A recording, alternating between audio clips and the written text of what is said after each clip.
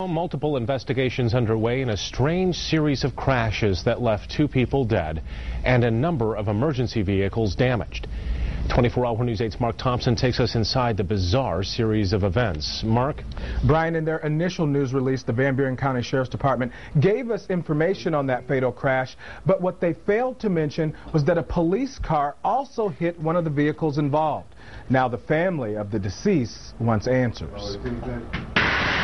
The truck was right here. It was early Saturday morning, just after 1:30, when Dan Jeffers and his roommate heard the crash right outside their window on Red Arrow Highway in Paw Paw. The scene, they say, horrific.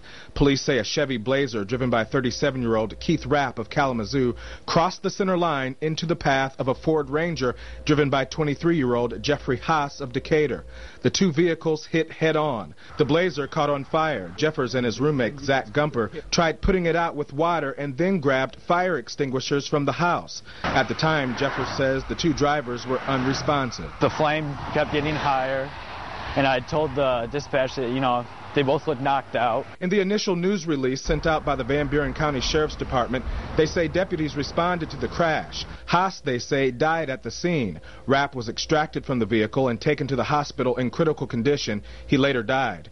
But what police didn't mention was that a responding Paw Paw police car hit the deceased driver's vehicle in the rear when it arrived on scene.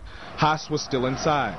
They also failed to mention that a responding Lawton police car slid off the road and hit a mailbox, and a Paw Paw fire truck was damaged when it scraped one of the crashed trucks as it tried to maneuver around.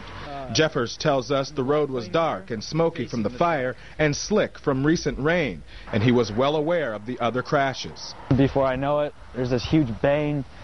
I fall to the ground and I look behind me and there's glass flying at me. We sought answers from the victim's family in Decatur. I just spoke to the cousin of one of the victims, Jeffrey Haas. He lives right up this road. He didn't want to go on camera, but he was very upset and said that the police officer who hit his cousin's truck needs to come clean and say exactly what happened. Because right now, he tells me, it looks like he's trying to cover something up. And he says their family wasn't initially informed about the other crashes when they were notified about Haas's death. Jeffers can't say for sure if Haas was already dead when the Paw Paw cruiser struck the truck, but he says it's unfortunate police weren't more forthcoming. For the family's sake, I feel horrible about that. Van Buren County admits it should have released all of the details in that initial press release.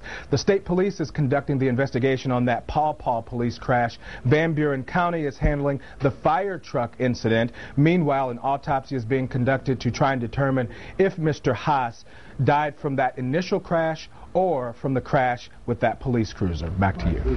Thank you.